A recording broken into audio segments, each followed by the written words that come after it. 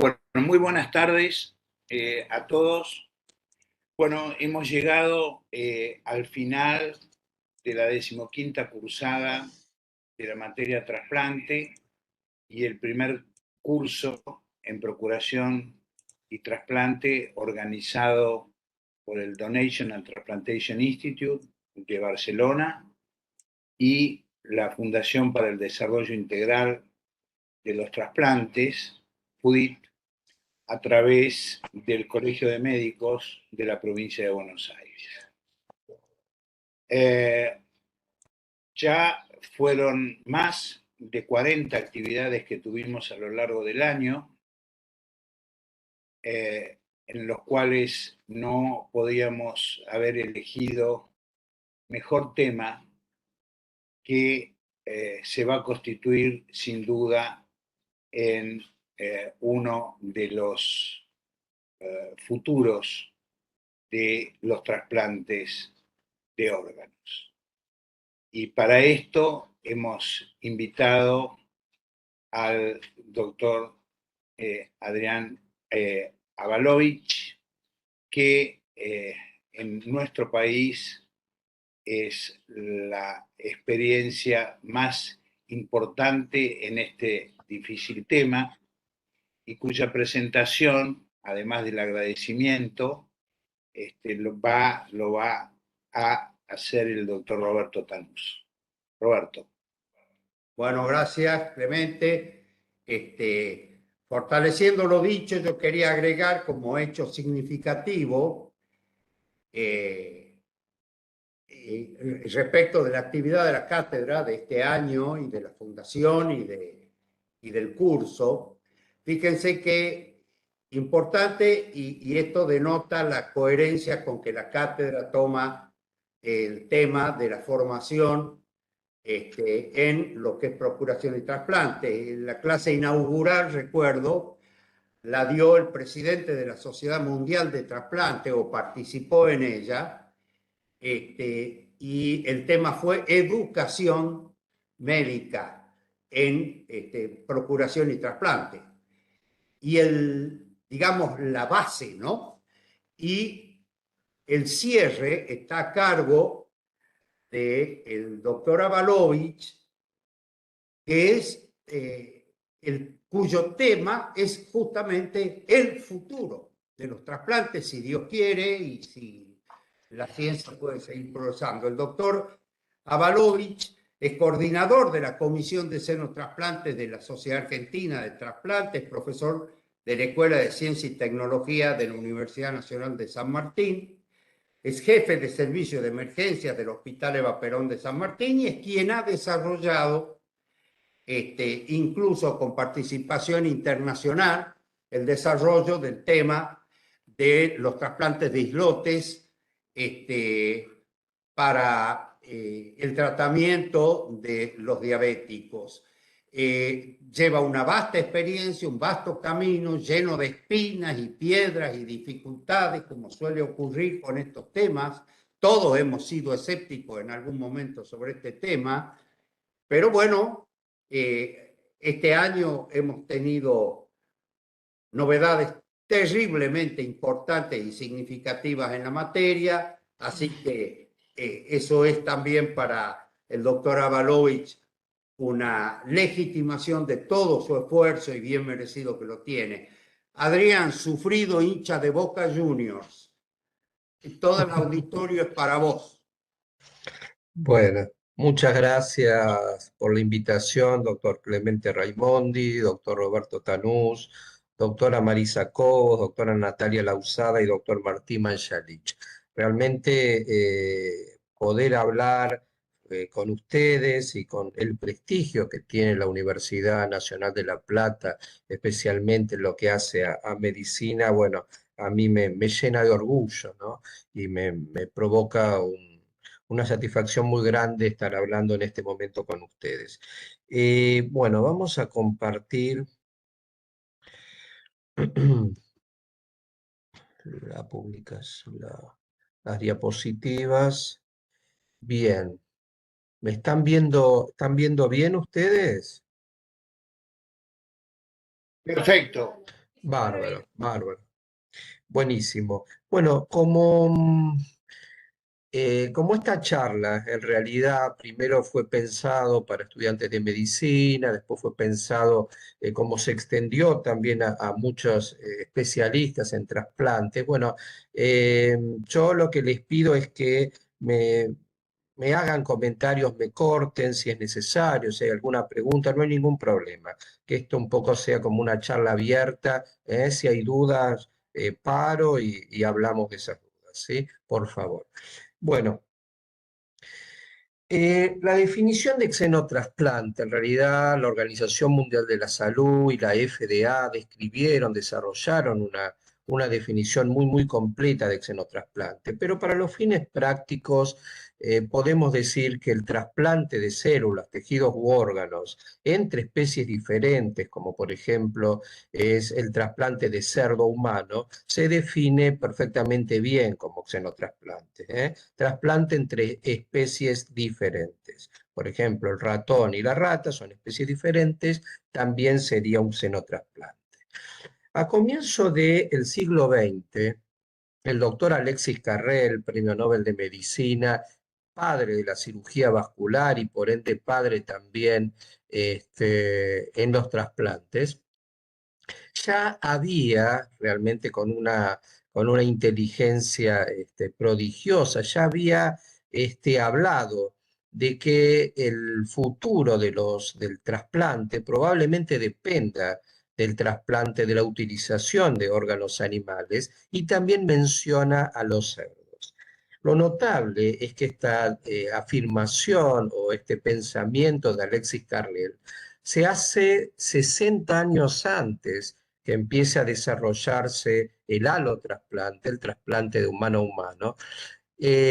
A partir de este desarrollo se empieza a evidenciar uno de los grandes problemas del alotrasplante, que es la gran disociación entre la cantidad, el número de pacientes en lista de espera y el número de trasplantes que se realizan. Por lo tanto, aparece entonces el tema del xenotrasplante, el trasplante, como ya les dije, de células, tejidos u órganos de animal a humano, por un lado con el objetivo de poder resolver el problema que ya se planteó en el gráfico anterior, para proveer una cantidad de órganos suficiente para poder suplir las necesidades de la cantidad importante de pacientes en lista de espera. Pero además hay otras ventajas potenciales del xenotrasplante, como por ejemplo podría ser el trasplante, una cirugía en forma electiva, como se realiza una hernia, y no tener que hacerlo en muchas ocasiones de madrugada, y poderlo programar correctamente. Evitar efectos deleterios que ocasiona así la muerte cerebral del donante cadavérico, poder controlar mejor las infecciones del dador de órganos, resolver en algunos países, como por ejemplo el Japón, las barreras culturales que hay para la donación de una persona en muerte cerebral, y también la aceptación de candidatos borderline. Por ejemplo, en Estados Unidos hay 500.000 personas en diálisis, hay 120.000 personas en lista de espera, entonces uno podría pensar que esas 380.000 personas en diálisis que no están en lista de espera para un trasplante renal, no puedo decir que todas, pero un porcentaje de ese número bien podrían ser beneficiadas con un xenotrasplante de riñón, ¿no? Pero ¿cuál es una de las ventajas principales del xenotrasplante, más allá de que la posibilidad de que haya un órgano para todas las personas que lo necesiten? Y una de las ventajas principales del xenotrasplante es que, a diferencia del alotrasplante, yo puedo modificar el genoma del donante. ¿Qué significa esto? Significa que yo puedo tomar una célula, por ejemplo, un fibroblasto, una célula del cerdo, puedo realizar las modificaciones genéticas que yo deseo, esa célula somática se transforma en un embrión, este embrión se transforma en un cerdo que tiene en todos sus tejidos las modificaciones genéticas que yo le realicé en la primer célula que tenía. Por ende, si el día de mañana yo voy a realizar un xenotrasplante de riñón, ese riñón va a tener todas las modificaciones genéticas que el receptor las requiera, ¿sí? Y el candidato dentro de los animales principal para ser dador de órganos es el cerdo. ¿Por qué el cerdo? Bueno, el cerdo es un animal muy fácil de criar, se conoce cómo generar cerdos en condiciones DPF, Designated Pathogen Free, es decir, libres de gérmenes patógenos. El cerdo genera aproximadamente de 10 a 13 crías por parición. A los 6 meses ya tenemos un animal maduro. Tiene una anatomía y fisiología muy semejante a la humana y tiene muchísimas menos objeciones éticas que con los primates. De hecho, al cerdo todos sabemos que se utiliza por día, hay una faena de cerdos en cientos de miles con fines alimentarios. Muy bien. En este modelo, que es un xenotrasplante de riñón de cerdo a primate no humano, fíjense cómo se ve el órgano apenas se realiza el trasplante en tiempo cero. Y fíjense lo que sucede a los 5 minutos, ¿sí? Hay un rechazo de órgano, que es lo que se conoce como rechazo hiperagudo, en solo 5 minutos.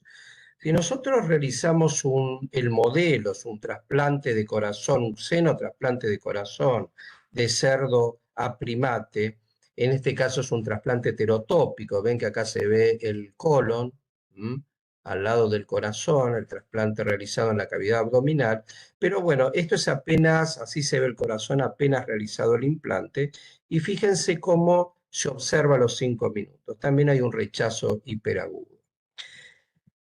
Randall Morris de la Universidad de Stanford estudió el tema del xenotrasplante en esta etapa donde realmente era como en su momento, como en la introducción lo comentó, como lo comentó Roberto, que realmente era una suma de problemas y que parecía que el xenotrasplante no podía progresar. Y Randall Morris en su momento dijo que hay 3 reglas de oro para lograr el éxito del xenotrasplante, pero que lamentablemente no conocemos ninguna de las 3. Más allá de la humorada de Randall Morris, distintos grupos, especialmente el Dr. Cooper en Pittsburgh y más tarde en Alabama y ahora en Harvard, comenzaron a estudiar en forma seria cuáles son los principales problemas del xenotrasplante. Y el principal o el primer problema era el rechazo que yo les comentaba, el rechazo hiperagudo que ocurre casi inmediatamente después de realizado el trasplante. ¿Y por qué se genera este rechazo hiperagudo? Este rechazo hiperagudo se genera porque los humanos tenemos anticuerpos preformados que reaccionan frente a los glicanos, frente a hidratos de carbono que están en las células de los cerdos, principalmente en las células endoteliales, y que estos anticuerpos se formaron en los primeros años de vida en respuesta al ingreso de bacterias que ingresan con los alimentos y que tienen hidratos de carbono muy parecidos a los que tienen los cerdos en su endotelio. Es decir, estas bacterias que son ricas, esos antígenos en galactosa, hacen que produzcamos anticuerpos y estos anticuerpos son los que posteriormente, en forma cruzada, reaccionan con los antígenos del cerdo.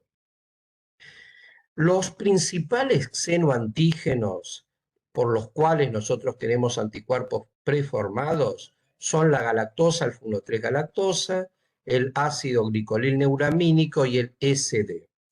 Ahora bien, estas enzimas que producen, que generan estos antígenos, estos 3 antígenos, son producidas por un gen, ¿sí? El gen de esta transferasa que produce la galactosa alfa 1,3 galactosa, el gen, esta hidrolasa que produce el ácido glicolineuramínico, etc. Es decir, que yo acá tengo la herramienta, tengo la herramienta de producir el knockout, es decir, eliminar el gen que produce esta enzima, que a su vez produce el antígeno, y de esta manera lograr cerdos que no tengan los antígenos por los cuales yo tengo anticuerpos preformados. No sé si se entiende el concepto, ¿sí? Se conoce bien los antígenos por los cuales tenemos anticuerpos preformados los seres humanos. Y este mecanismo de rechazo en forma hiperaguda se da primero por el contacto de estos anticuerpos preformados con estos antígenos que yo les nombré, de los cuales el principal es la alfa-1,3 galactosilgalactosa. Este anticuerpo se une al antígeno y también estimula el sistema de complemento, y producido este complejo, se termina produciendo la lesión de las células, el ingreso de glóbulos rojos, el ingreso de edema y el rechazo hiperagudo. Acá se ve un tejido justamente con esas características, que además lo que se genera en este rechazo hiperagudo es una acumulación muy importante de plaquetas dentro de los vasos, ¿sí? Por lo tanto, en este rechazo hiperagudo yo tengo tres tipos de estrategias. Por un lado, puedo eliminar los xenoantígenos contra los cuales los seres humanos tenemos anticuerpos preformados. Puedo agregar además un regulador de esta reacción de fijación de complemento que acabo de contarles, que interviene en forma muy importante en este rechazo hiperagudo. Y además puedo agregar un regulador de la coagulación, porque también comentamos que hay una trombosis masiva en la microcirculación del órgano de cerdo donado. Ahora bien, ustedes me pueden decir, pero ¿cómo? ¿El cerdo no tiene un regulador de la reacción de fijación de complemento o un regulador de la coagulación? ¿Por qué le tengo que agregar yo en el genoma del cerdo un regulador? Le tengo que agregar un regulador porque el regulador que tiene el cerdo para disminuir la reacción de fijación de complemento y para disminuir la coagulación son reguladores que reaccionan contra el complemento de cerdo y contra el sistema de coagulación del cerdo. Una vez que yo coloco, que yo hago el trasplante de un órgano de cerdo en un ser humano, ese regulador del cerdo no va a actuar porque va a tener proteínas de fijación de complemento y va a tener un sistema de coagulación del ser humano que no es para nada igual al del cerdo. Por lo tanto, una de las estrategias es agregar un regulador humano en el genoma del cerdo. Y en el xenotrasplante generó un antes y un después esta tecnología de biología molecular que es el CRISPR-Cas9, que se desarrolla, se publica en el año 2015 y que le otorgó el Premio Nobel de Química a Emmanuel Charpentier y a Jennifer Doudna. Por lo tanto, la primera estrategia es esta. Dijimos que había tres antígenos por los cuales yo tenía anticuerpos preformados, y la primera estrategia es eliminar estos tres antígenos de los cerdos, ¿sí? Modificarlos genéticamente y realizar el knockout de estos tres antígenos. Fíjense qué interesante cuando yo obtengo glóbulos rojos de un cerdo no modificado genéticamente, un cerdo modificado genéticamente sin los antígenos que le nombré, y glóbulos rojos de un ser humano, y los expongo al suero de un ser humano. Fíjense qué importante unión de inmunoglobulina M y de inmunoglobulina G que hay sobre los glóbulos rojos de los cerdos sin modificaciones genéticas, pero fíjense lo que ocurre cuando lo expongo a glóbulos rojos de cerdo con tres modificaciones genéticas, y fíjense que esta unión de inmunoglobulina M e inmunoglobulina G es igual a la unión que se realiza cuando los pongo a glóbulos rojos del ser humano. ¿Qué quiere decir esto? Quiere decir que cuando yo hago el llamado triple knockout, cuando yo quito, cuando modifico ese genoma y quito esos 3 xenoantígenos, entonces las células de cerdo pasan a ser semejantes en relación al rechazo hiperagudo, semejantes a lo que son las células del ser humano, ¿sí? En esta primera etapa. No hablamos de un rechazo agudo crónico, que después ya vamos a hablar que hay otros elementos en juego. Bueno, ¿cuáles son los genes reguladores del complemento, los genes humanizados? Bueno, son el CD46, el CD55 y el CD59, que lo empezaron a mostrar en publicaciones David White y nuestro compatriota que falleció hace muy poquito, Agustín Dalmaso, que trabajó en forma excepcional en Minneapolis, ¿sí? Un patólogo que sentaron las bases del ingreso de este gen humanizado. Bueno, acá está el mecanismo por el cual intervienen estos genes humanizados, inhibiendo o regulando la fijación de complemento, y las proteínas humanas que regulan la coagulación, tenemos muchas, pero las que más se utilizan ahora son en la trombomodulina y el receptor de la proteína C endotelial. Estas son las dos que más se utilizan y que se agregan al genoma del cerdo para que regulen la coagulación. Observen esto, qué interesante. Si yo tengo, acá hay 3 cerdos que tienen el knockout, la desaparición de la galactosila alfa-1,3 galactosa, el ingreso del regulador del complemento que acabamos de hablar, el CD46, y tiene la trombomodulina humana, que regula la coagulación. Y acá tenemos 4 cerdos que tienen también el knockout de la galactosila alfa-1,3 galactosa, el ingreso del regulador del complemento, pero que no tiene el regulador de la coagulación, no tiene trombomodulina.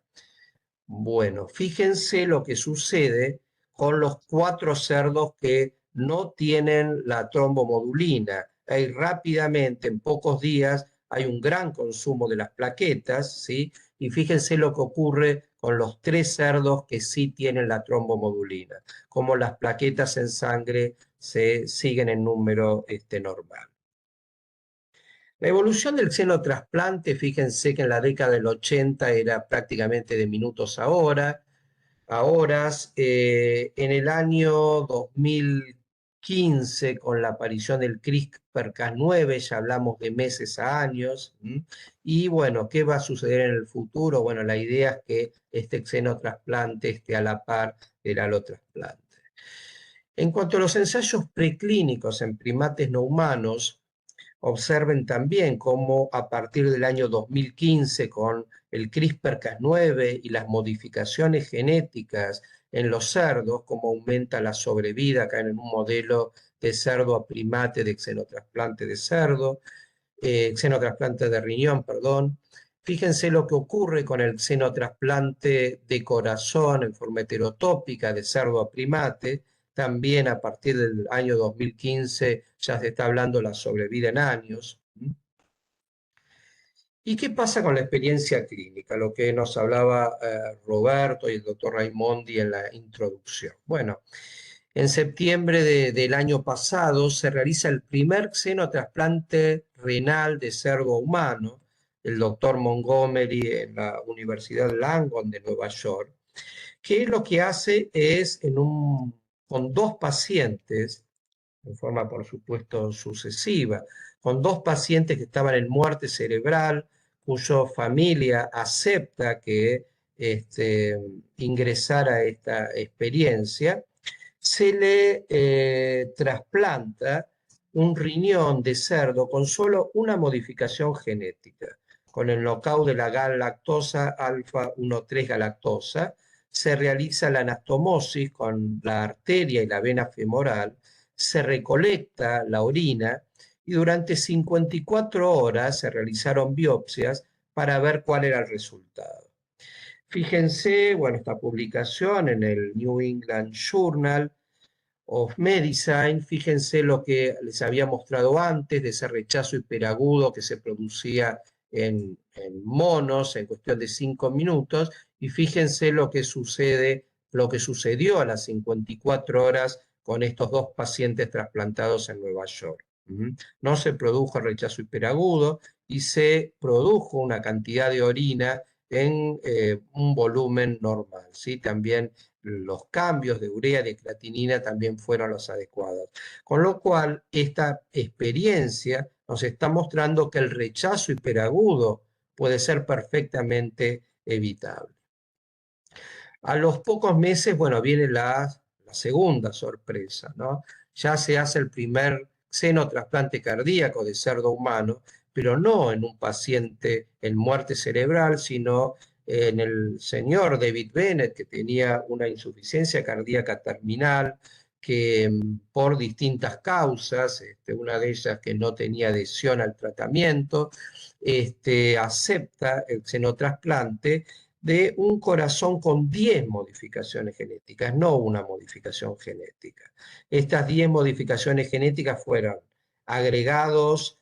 Cuando se agrega un gen humanizado, no se habla de knockout, sino que se habla de knock-in, ¿sí? Entonces se le agregaron 6 genes humanos al cerdo y se realizaron 4 knockout, 3 de los antígenos que hablamos, y un cuarto knockout de un gen del receptor de la hormona de crecimiento, para evitar que el corazón crezca en una cavidad torácica que, por supuesto, que no se puede expandir. Lamentablemente, el señor Bennett fallece a los 2 meses, pero realmente, a mi modo de ver, la experiencia desde lo científico fue sumamente importante. Ahora sí, con este cuadro podemos comparar los 6 xenotrasplantes clínicos que se realizaron hasta el momento. Por un lado tenemos la experiencia que les nombré del doctor Montgomery en la Universidad Langone. 2 pacientes en muerte cerebral recibieron riñones de cerdo. El implante fue heterotópico, como les mostré, fueron en el muslo. El tiempo fue de 54 horas. No se generó rechazo hiperagudo, solo una modificación genética. La empresa que ofreció los órganos para todas las experiencias fue Revivicor de Virginia. Y además hubo otras experiencias en Alabama, en la Universidad de Alabama. También a un paciente en muerte cerebral se le trasplantaron los 2 riñones. En este caso el trasplante fue ortotópico. Al mismo tiempo no se evidenció rechazo hiperagudo. Hubo 10 modificaciones genéticas. Y acá tenemos la experiencia en Maryland, que también acabo de nombrar, del xenotrasplante cardíaco. En este caso el paciente no estaba en muerte cerebral, sino vivo. El implante fue ortotópico, el paciente vivió 2 meses, no hubo rechazo hiperagudo, 10 modificaciones genéticas, Revivicor, y una complicación intraoperatoria que fue importante, que hubo un desgarro de la aorta, lo cual llevó a distintas complicaciones en el postoperatorio, ¿no? O sea que un paciente que estaba muy delicado antes del trasplante, bueno, sufrió una complicación muy importante durante el procedimiento. Y por último, las 2 experiencias en Langone, también, pero de trasplante cardíaco, 2 pacientes en muerte cerebral, el trasplante cardíaco ortotópico, duró 72 horas, no hubo rechazo hiperagudo y el cerdo tenía 10 modificaciones genéticas. Las reoperaciones, bueno, en el caso de muerte cerebral en 54 horas y en 72 horas no califica, pero sí en el caso de Maryland hubo que realizar una laparotomía con una isquemia intestinal. Además no coloqué yo en el cuadro, pero se encontró pus en el abdomen, una peritonitis aparentemente primaria. La causa de muerte de este paciente fue la sepsis, por supuesto que no califican los otros pacientes que ya estaban en muerte cerebral. Funcionaron los órganos. En Alabama hubo un funcionamiento parcial.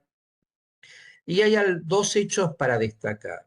Uno, que en la experiencia de Langone de riñones, estos riñones antes fueron implantados con el Timo Kidney. En realidad el objetivo es generar tolerancia y ver cuánto influye esto en el rechazo inmunológico a mediano y largo plazo, que por supuesto en las 54 horas que duró la experiencia no se pudo evaluar, pero sí se vio que por lo menos el tejido de timo no estaba necrosado. El otro hecho destacado, que lo vamos a comentar un poquito más adelante, en Maryland se detectó un citomegalovirus porcino, que bueno, ya lo vamos a hablar más adelante, y salvo en los pacientes de Langon con el trasplante cardíaco, que realmente hasta ahora no hay publicaciones, en los otros se realizó una inmunosupresión un poco empírica y la que más se ajustó a los estudios preclínicos fue la de Maryland, ¿sí? Acá hay un anti-CD40 que vamos a comentarlo en unos minutos, que es lo que más está dando resultados en el xenotrasplante. El problema número 2 es el rechazo a mediano y largo plazo, ¿sí? Por lo tanto, antes de pasar al problema 2, si tenemos que decir el problema 1 de rechazo hiperagudo, yo puedo decir que con estas 6 experiencias el rechazo hiperagudo aparentemente estaría superado. Con respecto al problema 2 de rechazo a mediano y largo plazo, tenemos que considerar lo siguiente. Nosotros para el rechazo hiperagudo veíamos que había anticuerpos preformados.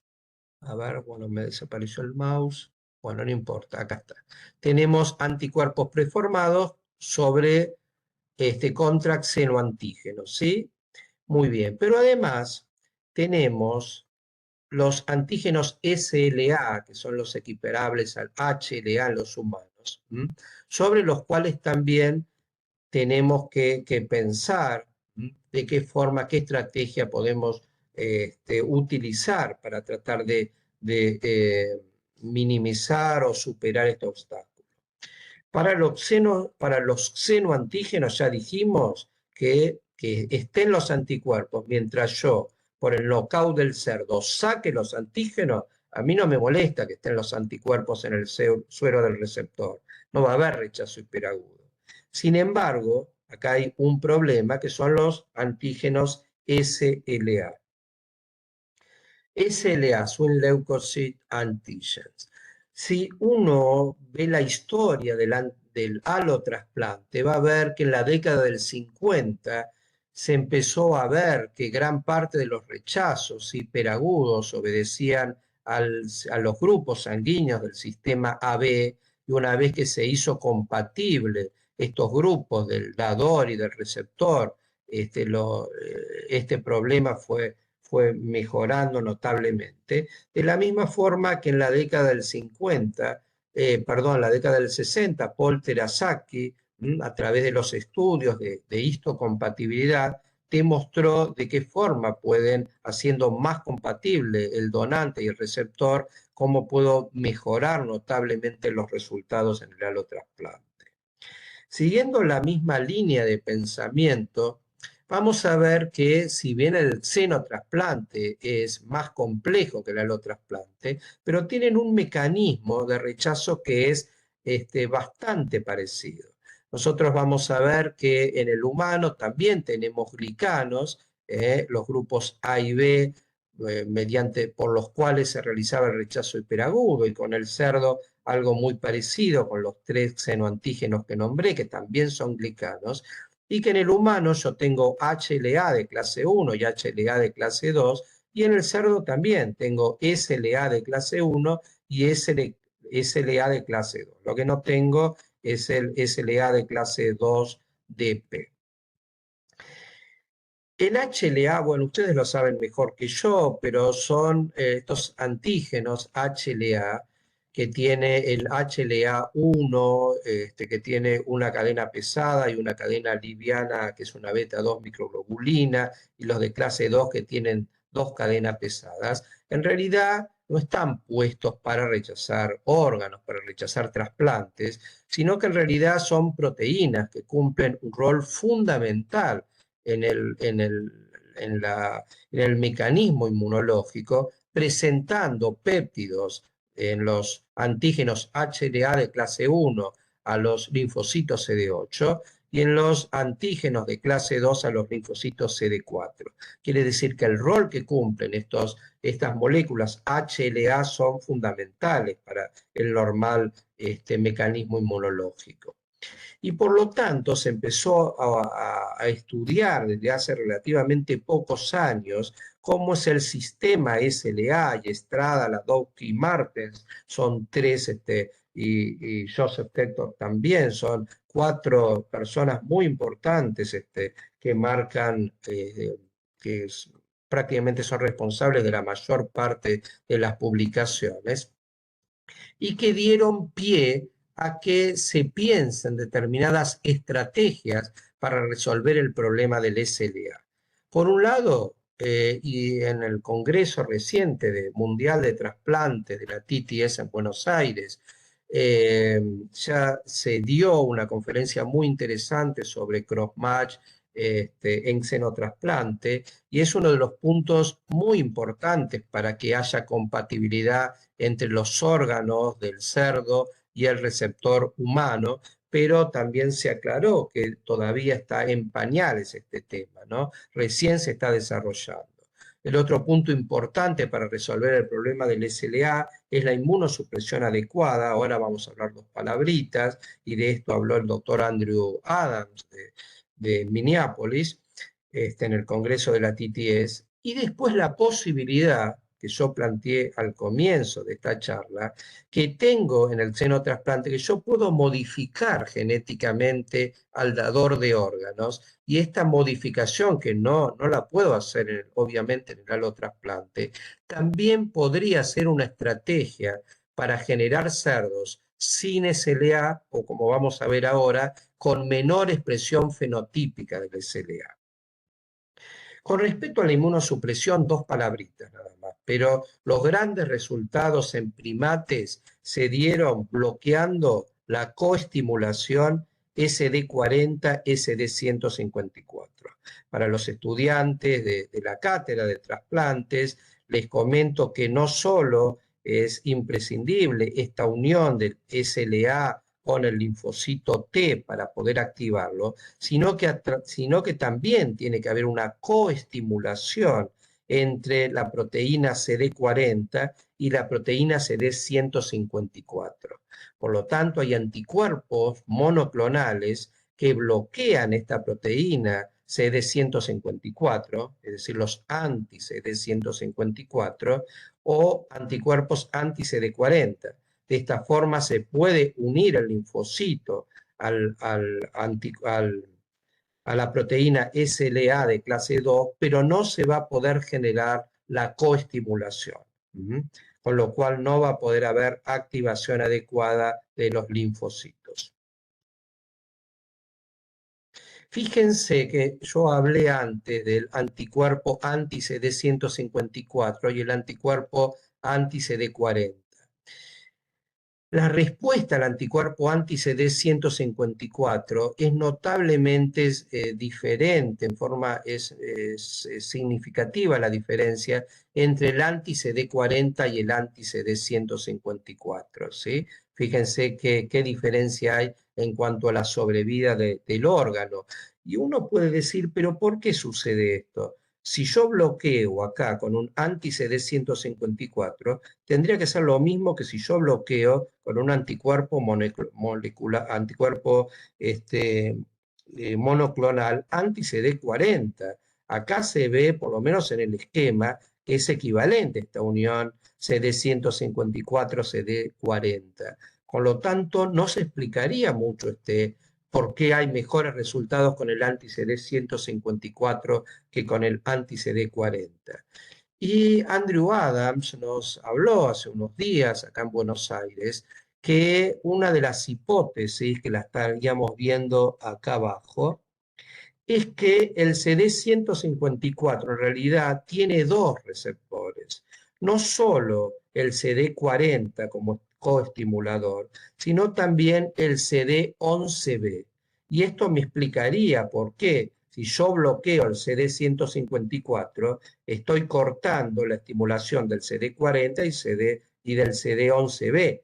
Pero si yo bloqueo el CD40, la unión CD154-CD11B se va a seguir produciendo. Y lo que se está viendo hasta ahora en murinos, todavía no se pasó a un animal superior, que el doble bloqueo anti-CD40 y anti-CD154 tendría un efecto semejante al CD154. Algo que yo no les comenté, pero que es un punto, que es un problema serio, es que con los primates se puede de alguna manera usar el anticuerpo anti-CD54 porque, bueno, de alguna manera ahí se produce la muerte de un animal de experimentación. Pero lo que se vio es que tiene un número muy importante de tromboembolismo pulmonar, genera el anti-CD154, con lo cual la FDA no lo va a aprobar para su uso en humanos. Entonces, es realmente promisorio la posibilidad de que el uso del anti-CD40, que no genera tromboembolismo pulmonar, y el anti-CD11B, que no se sabe todavía, pero podrían perfectamente reemplazar al uso del anti-CD154. Bueno, con respecto a la estrategia modificando genéticamente al cerdo y evitar el problema del SLA. Yo tengo acá dos estrategias. Puedo generar cerdos sacando completamente el SLA de clase 1 o el SA de clase 2. O también puedo generar cerdos con bajo fenotipo de SLA de clase 1 y con bajo fenotipo de SLA de clase 2. Fíjense esta publicación de Alemania, de un grupo muy importante que trabaja con cerdos para xenotrasplante, que si yo quito completamente el SLA de clase 1 en los cerdos se mueren al poco tiempo. Y esto se entiende porque dijimos que tanto el antígeno HLA como el antígeno SLA cumplen una función inmunológica sumamente importante. Si yo hago que nazcan estos cerdos sin esos antígenos, esos cerdos están completamente inmunosuprimidos y mueren al poco tiempo. Entonces, ¿qué otras estrategias hay? Bueno, fíjense esta estrategia qué interesante. No quitar completamente a los antígenos SLA. Yo puedo disminuir un porcentaje de estos antígenos SLA. En este caso, fíjense lo que ocurre. El complejo mayor de histocompatibilidad de clase 2 normalmente tiene un gen regulador que se llama C2TA, es un transactivador, que lo que hace este transactivador es regular el gen del complejo mayor de histocompatibilidad y por ende la expresión de los antígenos de histocompatibilidad de clase 2. Ahora bien, hay una enfermedad que es el síndrome del linfocito desnudo, que chicos nacen con una inmunosupresión muy importante, en el cual hay una mutación de este gen regulador del complejo mayor de histocompatibilidad. Y lo que se logró entonces, ¿qué produce esta mutación de este gen regulador del complejo mayor de histocompatibilidad? Produce que haya una regulación en menos, se llama un transactivador dominante negativo. Y entonces esto genera en los chicos una inmunosupresión. Cuando se introduce este gen con esa mutación en los cerdos, yo puedo lograr que haya una expresión del antígeno SLA en un 40 o un 50% menos de lo que normalmente ocurre. Es decir, yo disminuyo la expresión fenotípica y por ende disminuyo la carga antigénica de ese dador de órganos. Ya se está trabajando con cerdos que no solo tienen menos antígenos SLA de clase 2, sino también se lo combina con menos antígenos SLA de clase 1. Y por último, el tercer problema que hay que resolver es la xenozoonosis. Normalmente uno de los objetivos del xenotrasplante es que los animales sean criados en un establecimiento DPF, con lo cual no pueden transmitir enfermedades al hombre, ¿sí? Estos son cerdos designated pathogen free, libres de gérmenes patógenos para el ser humano. Fíjense que se crían en establecimientos especiales, que son que tienen aire filtrado, que tienen comida estéril, que tienen agua filtrada para que el animal no pueda contagiarse. Fíjense la barrera que tienen estos cerdos para no contaminarse y no transmitir enfermedades al hombre. Sin embargo, a pesar de todo eso, la empresa que yo les comenté, Revivicor, que aportó los riñones y el corazón, y los corazones para las experiencias que comentamos hace unos minutos, a pesar de eso y de todas las normas y de todos los procedimientos estandarizados que tiene esta empresa, se encontró en el paciente David Bennett que había un citomegalovirus porcino que fue transmitido por el cerdo.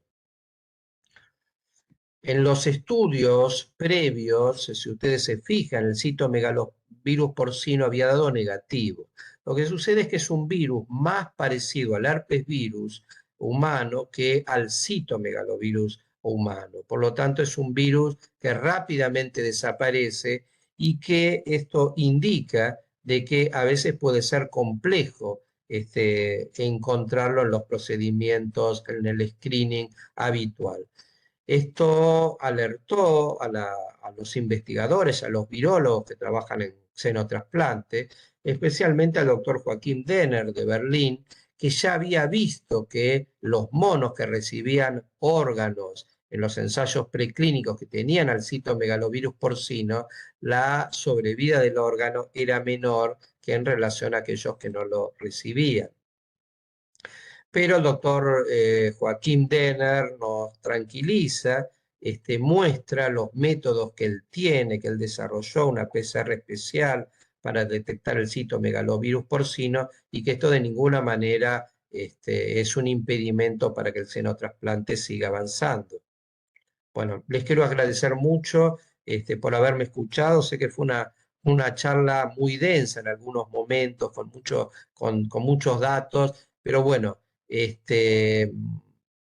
pensaba de que como el xenotrasplante avanzó en forma tan importante, bueno, era también bueno poder transmitir y poder hacer un update de este tema. Y esta diapositiva es un poco un homenaje a tanta gente que contribuyó al desarrollo del xenotrasplante. Muchas gracias. No, muchas gracias a vos, Adrián, por esta excelente presentación.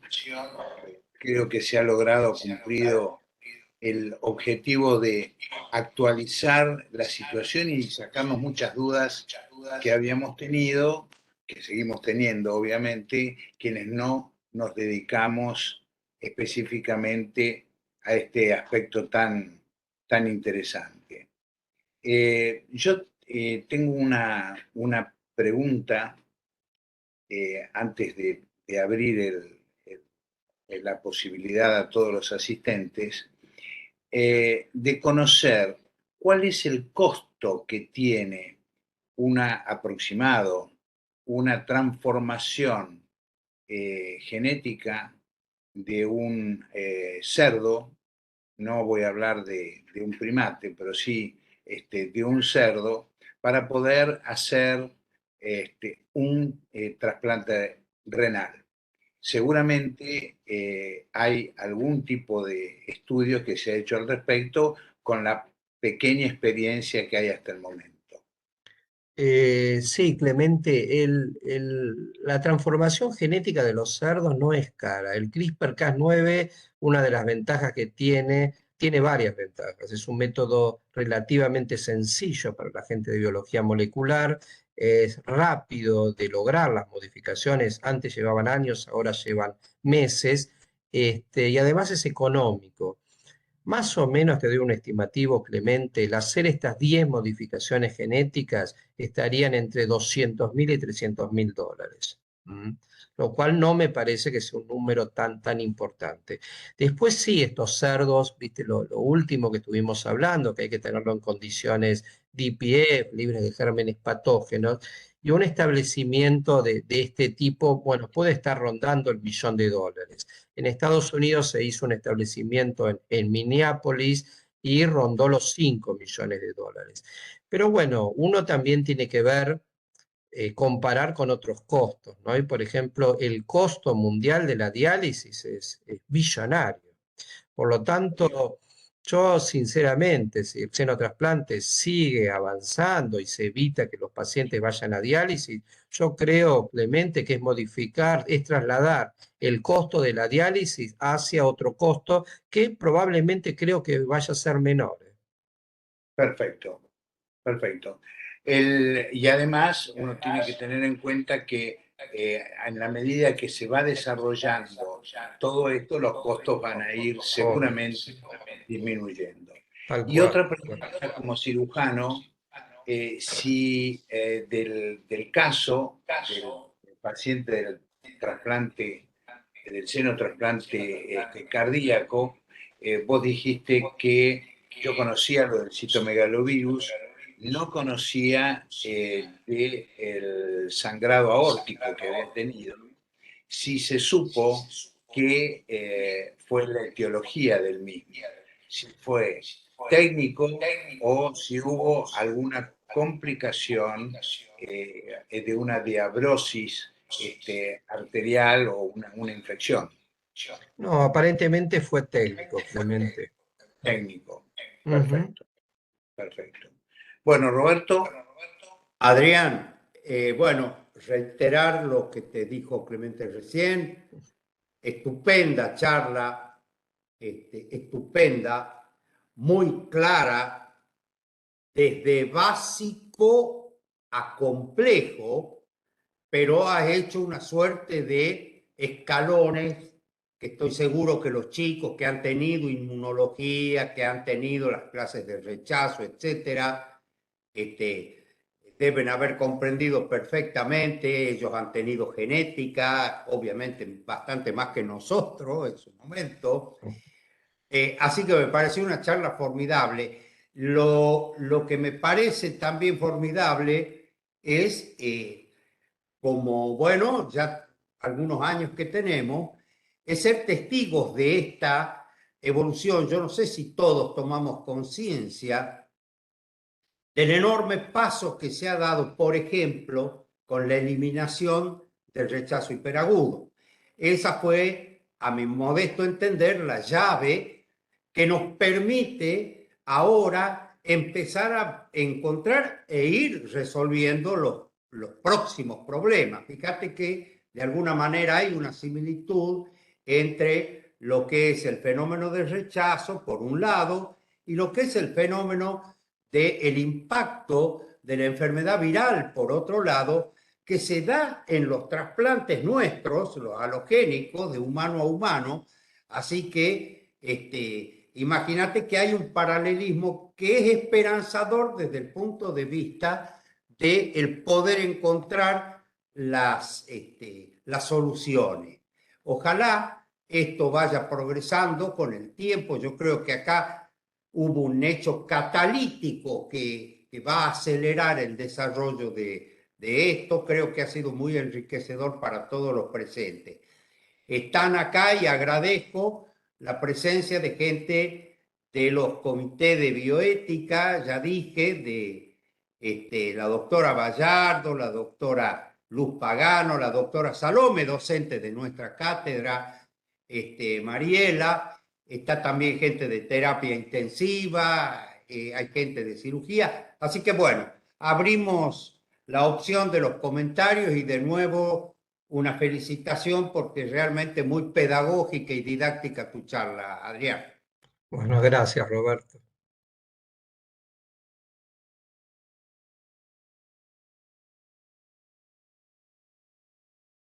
Realmente está muteado. a ver, ¿hay preguntas para el doctor Avarovich? Ahí la doctora Salome levanta la mano. Muy bien. Buenas tardes a todos. Sumarme a las felicitaciones al doctor Avalovich, que ha sido, como dijo bien Roberto, muy claro y muy ilustrativo y esperanzador para esta lista de espera cada vez más cuantiosa en el mundo, ¿no? Así que siempre es esperanzador el avance científico. Yo tengo una pregunta, doctor, que quizás usted que está muy, muy consustanciado con el seno trasplante, la investigación, el por qué no está integrando la comisión interministerial, la autoridad rectora en materia trasplantológica como es el INCUCAI. Cuando uno ve cómo está integrada esa comisión interministerial, está ANMAT, que lo entiendo porque claramente va a ser un producto médico, está el INTA, están las diferentes, digamos, facultades de ciencias veterinarias, etcétera, pero no está el INCUCAI, que cuando uno piensa, y ojalá que se llegue rápido a ese producto médico, que va a ser el órgano genéticamente modificado del cerdo, claramente vamos a estar en una instancia de implante hacia personas que están esperando, hacia pacientes que están esperando por ese órgano. Entonces un temita que siempre digo, pero ¿por qué? ¿Será que todavía falta bastante para llegar a esa instancia y recién ahí se va a invitar al INCUCAI? Porque no es competencia exclusiva de ANMAT. No, bueno, muchas gracias, doctora, por las felicitaciones y bueno, la pregunta me parece muy importante. En realidad hubo muchas reuniones en donde la doctora Viciniano y la doctora Barón estuvieron presentes. Lo que pasa es que desde el punto, hay un tema que es que se está buscando que esta mesa interministerial esté institucionalizada. ¿M? Es decir, hasta ahora, bueno, hay participación de distintos sectores, pero para que pueda intervenir el INCUCAI, se está buscando de que esa mesa esté institucionalizada. Y eso requiere algunos pasos, entre el Ministerio de Salud, en el Ministerio de Agricultura, ahora Secretaría de Agricultura, Ganadería y Pesca, etcétera, para que eso se pueda llevar a cabo. Pero desde ya que el INCUCAI, a través de la doctora Viciniano, el doctor Sorati, la doctora Barone, el doctor Tanús, etcétera, realmente está en contacto con el grupo y está interesada en participar y además necesitamos que participe porque, bueno, si bien un órgano de cerdo en el mundo es un producto biomédico, un producto biológico, bueno, como usted muy bien dijo, ¿no? Tiene que ser trasplantado por un equipo de trasplantes, a quién se lo trasplanta, para que, bueno, acá va a haber un tema también desde la bioética para que llegue a todos los individuos, ¿no? Y que no el día de mañana, bueno, no reciba solamente un riñón aquella persona que está en condiciones económicas de poder adquirirlo y aquella otra persona que no lo puede hacer, no. Por lo tanto, bueno, acá hay muchas aristas y el INCUCAI, por supuesto, que va a cumplir un rol muy, muy importante en este desarrollo. Le agradezco la pregunta porque me parece que es muy importante. Gracias, doctor. Yo era sobre todo, como veo muchos alumnos, para que estuvieran en tema, porque uno cuando entra al Google, lo que ve es una mesa interministerial donde INCUCAI no aparece. Entonces es importante que todos los alumnos sepan que en algún momento el INCUCAI va a tener que, obviamente, participar, porque hay un tema, como bien dijo el doctor Avalovich, de distribución, de respeto, ¿no es cierto?, a la equidad, etcétera, etcétera, cuestiones que hay que tener en cuenta a la hora de asignar y distribuir órganos. Gracias, doctor. A usted, doctor. Una, una pregunta que tal vez es difícil porque las proyecciones en tiempo y dado los avances de la ciencia en general, hemos tenido la prueba con las vacunas ante una inesperada pandemia. ¿En cuánto tiempo estimás que este procedimiento, habiendo superado una de las fases más importantes, que es el rechazo hiperagudo, eh, vos definiste al principio Alexis Carrel cuando describió las suturas y las técnicas de los primeros trasplantes, él al recibir el premio Nobel dijo que el problema técnico de los trasplantes había quedado superado, que la barrera de los años 1912, ¿no es cierto? Que el problema técnico había sido superado, que la barrera de los trasplantes va a estar en otro lado. Bueno, traslademos ese concepto a el concepto del senotrasplante. ¿En cuánto tiempo se puede estimar un tiempo de desarrollo para la implementación de la indicación clínica de un trasplante, de un senotrasplante? Digo porque desde el punto de vista práctico, uno se encuentra en un sistema de salud en donde todavía los aspectos rutinarios, llamemos desde el punto de vista quirúrgico, la introducción de la cirugía laparoscópica o la robótica en los trasplantes, desde el punto de vista médico, los tratamientos inmunosupresores, todavía nos encontramos con barreras permanentes de los financiadores para poder llevarlo a cabo. Entonces, quiero imaginarme ante los números que vos dijiste y que van a ir en descenso, como pasó en todas las terapéuticas médicas, pues, ¿en cuánto tiempo estimás que se podrán implementar? Sí, en el congreso de la TTS, bueno, una de las personas que vinieron fue David Cooper, ¿no? Y hablando con él, que es, bueno, uno de los grandes referentes, y con Tector también, ellos dicen que en 2 años la FDA va a aprobar los primeros trials de xenotrasplante. Los Ahí, trials. claro, ahí, bueno, va a entrar en discusión cuáles van a ser las indicaciones y qué pacientes van a poder ingresar. Pero estamos hablando en Estados Unidos en 2 años con suerte. Y una de las cosas, Clemente, que vos nombraste recién, de inmunosupresores, creo que ese es uno de los temas que todavía hay que desarrollar. Yo creo que el cerdo, así con estas 10 modificaciones genéticas, si bien es cierto que si se le puede disminuir la expresión fenotípica del antígeno SLA, sería muchísimo mejor, pero creo que estas 10 modificaciones genéticas con una mejor inmunosupresión funcionaría bien, funcionaría muy bien. Yo creo que eso es todavía lo que la industria farmacológica tiene que terminar de desarrollar. Es un anti-CD154 que no genere tromboembolismo pulmonar.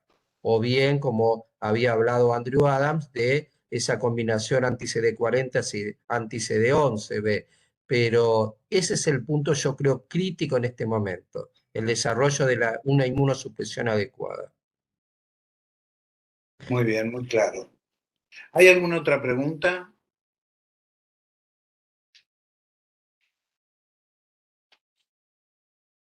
Una Vamos, consulta. chicos, anímense. Juan Cruz. ¿Cómo es el contexto en cuanto a los tejidos que habíamos visto en la cursada que no se pedían, no tenían requisito de pedir, ¿cómo se llama? Compatibilidades y eso? ¿Cómo es el tema del senotrasplante con tejidos? Ya sea hueso, piel, córnea, no sé. Bueno, se está trabajando con respecto a las córneas, ya hay trials en Corea que tienen muy buenos resultados. Ya la FDA aprobó un trial en Estados Unidos, por supuesto, ¿no? Sobre xenotrasplante de piel. Y bueno, si el islote lo considerás tejido, bueno, también está en desarrollo. Así que se está trabajando en ese aspecto. No lo que vos comentás de hueso, etcétera, hasta ahora no hay experiencia, pero sí en esos 3 tejidos que te comenté. ¿Sí? Una Muy bien. pregunta,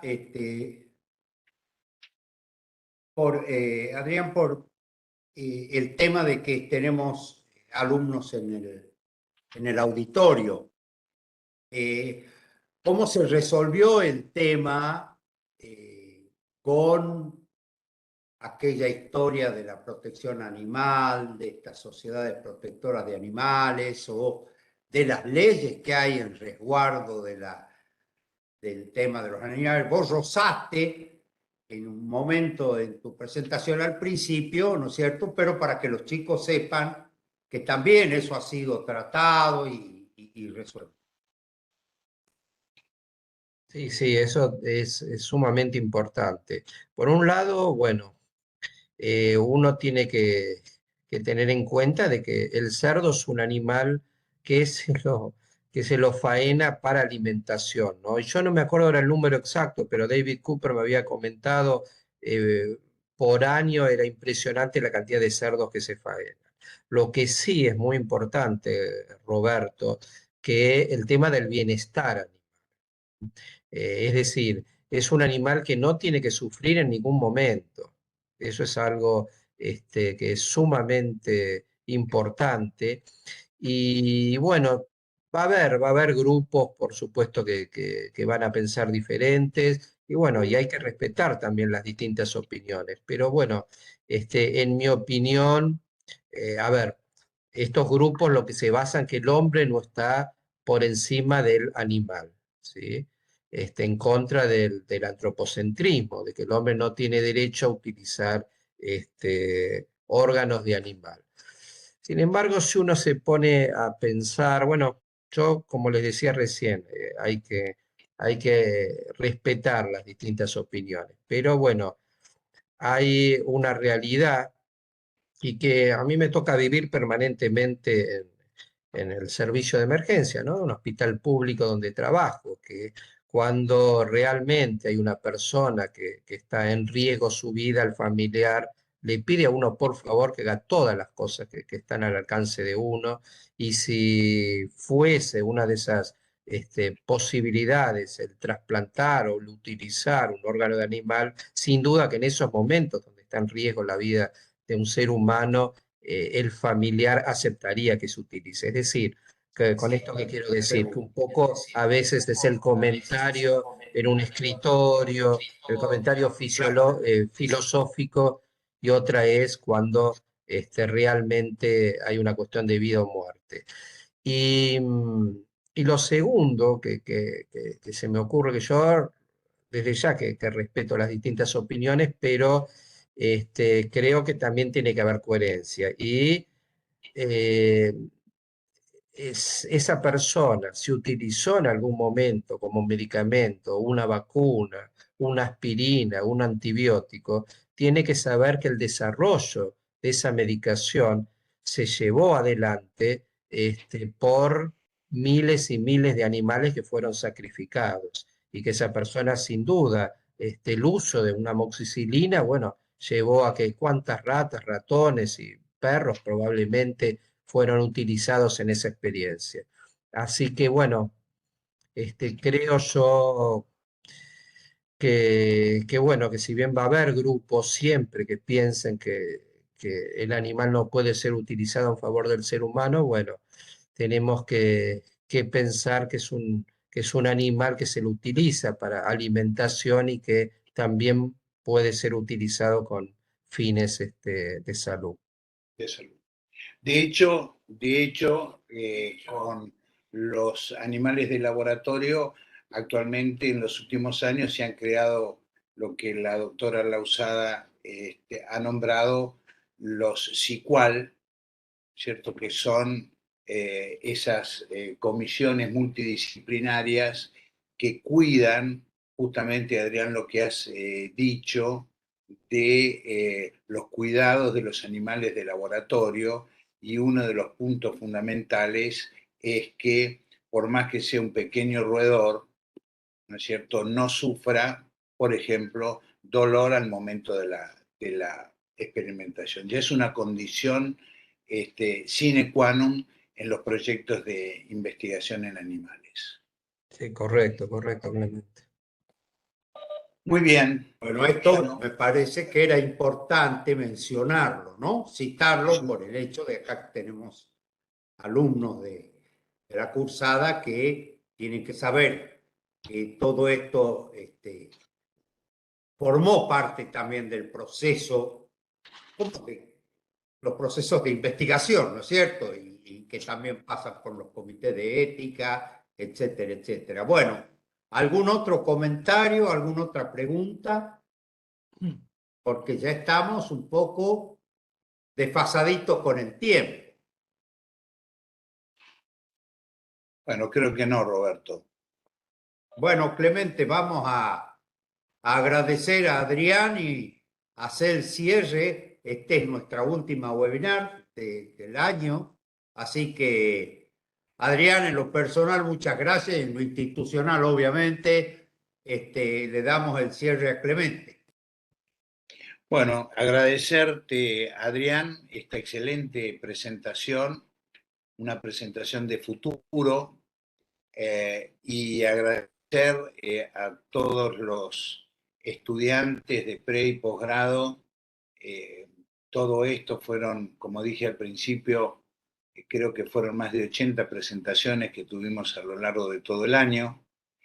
Repetirles que es fundamental que antes de las evaluaciones parciales puedan ustedes calificar a todo el cuerpo docente. Va a ser una condición de que todos aquellos alumnos que estén en condiciones de rendir, sea el mismo número de evaluaciones que han hecho a lo largo de toda la carrera.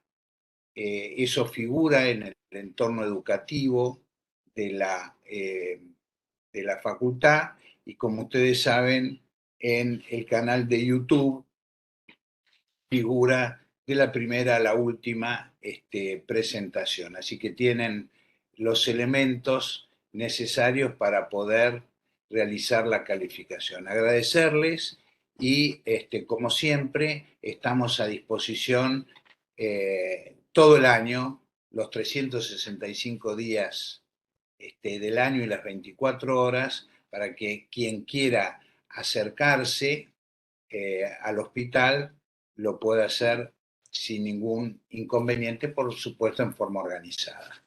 Así que muchas gracias a todos. Muchas gracias, Clemente, Roberto, por la posibilidad de poder hablar con ustedes. ¿Sí? Realmente fue un honor para mí. Bueno, y te esperamos el año que viene con, seguramente, si en 2 años la FDA lo va a aprobar, seguramente vas a tener más elementos para poder actualizarnos sobre el tema. Sí, seguro. Muy bien. Me voy a proponer ser accionista de Revivicor, Adrián, así tenés algunos riñones, algunas cosas para... Bueno, un abrazo grande y bueno, un saludo a todos los chicos. Ha sido un privilegio compartir este año con ustedes. Gracias a los que participaron hoy, que no son alumnos ni del curso ni de la facultad. Y bueno, un saludo grande a todos. Nos estaremos viendo. Un saludo a todos. Chao, Adrián. Gracias, chao. Muchas Chao, gracias Pedro. a todos. Hasta luego. Muchas gracias a todos.